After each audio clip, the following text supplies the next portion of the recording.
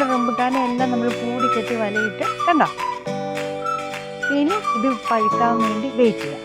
പക്ഷെ ഇതെല്ലാം തീരെ പിഞ്ചാണ്, സമയമെടുക്കും എന്ന് തന്നെ തോന്നുന്നു. Hello, welcome back to my channel. അങ്ങനെ നമ്മുടെ റംബുട്ടാൻ വലയിടാൻ വേണ്ടി നമ്മൾ വന്നിരിക്കുകയാണ്. ഫസ്റ്റ് ടൈമാണ് ഇത് കായ്ക്കുന്നത്. അപ്പോൾ ഇത് നല്ലതാണോ ചീത്തയാണോ എന്ന് ഒരു വിവരവുമില്ല. അതുകൊണ്ട് ഫസ്റ്റ് സ്റ്റെപ്പായ വലയിടൽ കർമ്മം ഇന്നങ്ങ് നിർവഹിക്കുകയാണ്. ഞങ്ങളുടെ വീടിൻ്റെ അടുത്തുനിന്ന് ഏതാണ്ട് 8 കിലോമീറ്റർ ദൂരെ ഞങ്ങൾക്ക് കുറച്ച് സ്ഥലമുണ്ട്. അതിന് ഞങ്ങൾ വിളിക്കുന്ന എസ്റ്റേറ്റ് എന്നാണ്. ഇവിടെ ആദ്യമായിട്ട് റംബുട്ടാൻ കഴിക്കും. അപ്പോൾ ഈ റംബുട്ടാന് വലയിട്ട് വെക്കാൻ വേണ്ടി ഞാൻ വന്നിരിക്കുകയാണ്. അല്ലെങ്കിൽ ഇത് കാക്കയും കിളിയും എല്ലാം കുത്തിക്കും. നമ്മുടെ ഈ മരത്തിന് അധികം ഹൈറ്റ് ഇല്ല, മാക്സിമം പോയാൽ ഒരു 7 അടി ഹൈറ്റ്.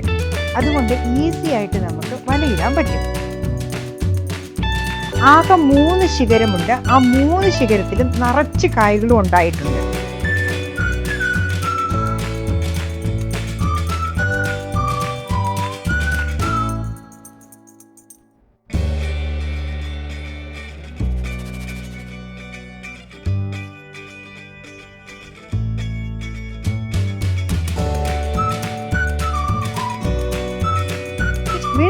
ഇതിലേ ബാ, അതിലെ അങ്ങനെ പോകാറ്.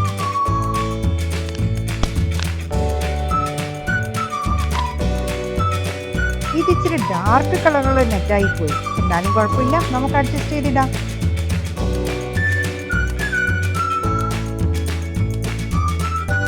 ഇതിനെ ഇന്ന് പൊക്കി നമുക്ക് ഇങ്ങനെ അങ്ങ് നിർത്തിയാൽ അത്രയായി അല്ലേ?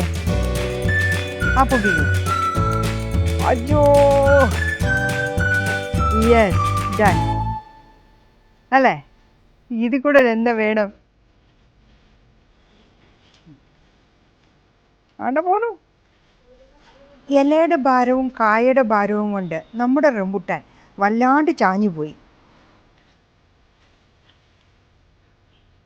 റംബുട്ടാനെ പൊക്കി കാവളൊന്നും നിലത്ത് മുട്ടാത്ത രീതിയിൽ നല്ലൊരു ഊന്ന് കൊടുത്ത് ഞങ്ങൾ ഇവനെ പൊക്കി നിർത്തി.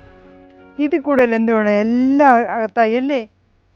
പക്ഷെ ഇത് കാവൊന്നും മൂത്ത് തുടങ്ങിയില്ല അല്ലേ? ജസ്റ്റ് ഉണ്ടായതേ ഉള്ളൂ. ആയോ? ഒന്നും ആയിട്ടില്ല.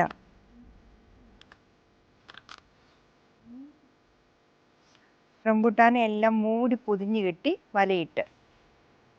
ഇനി കാക്കയ്ക്കും കിളിക്കും ഒന്നും കൊണ്ടുപോകാൻ പറ്റൂല. ഇവിടെ എല്ലാം വലയിട്ട് മൂടി പൊതിഞ്ഞു കെട്ടി എല്ലാ സൈഡിൽ നിന്നും കൂടെ.